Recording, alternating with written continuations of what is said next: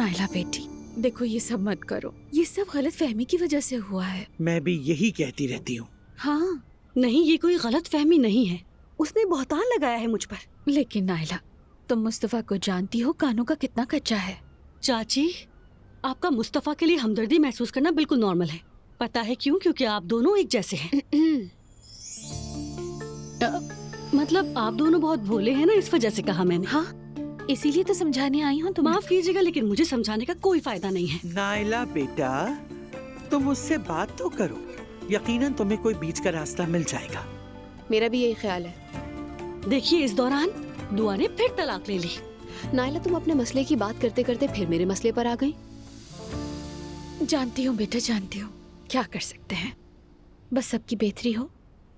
दुआ, तुम ठीक हो ना बेटी? ठीक हूँ मैं लैला आंटी, शुक्रिया। अल्लाह का शुक्र। कह रही है कि ठीक हो, लेकिन ऐसा है नहीं। नायला, इस वक्त बात तुम्हारी हो रही है। मैं तो बस इन्हें बता रही थी।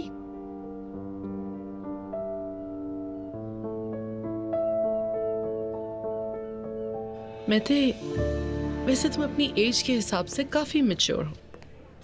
क्या वाकई? ऑफ कोर्स, बहुत ज्यादा।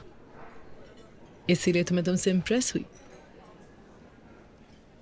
शुक्रिया, सुनकर अच्छा लगा। लाइफ कितनी स्ट्रेंज है ना। मेरा वॉलेट चोरी हो गया था, कहीं रास्ते में चलते हुए तुम्हें वो मिल गया और तुमने मुझे कॉल कर दी। एक्चुअली मैं बहुत सीरियस लड़का नहीं हूँ और ना ही बहुत ज़्यादा रूड हूँ, ऐसे ही नज़र पड़ गई। हाँ, लेकिन थोड़ा सा कंफ्यूज हुआ कि फ़ोन करूँ या नहीं। फिर आईडी कार्ड देखा, सोचा फ़ोन कर लेता हूँ। क्योंकि हमें मिलना था। हाँ, शायद।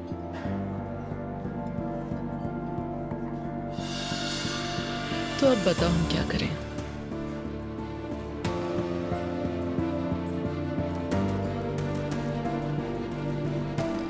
पता नहीं क्या करें।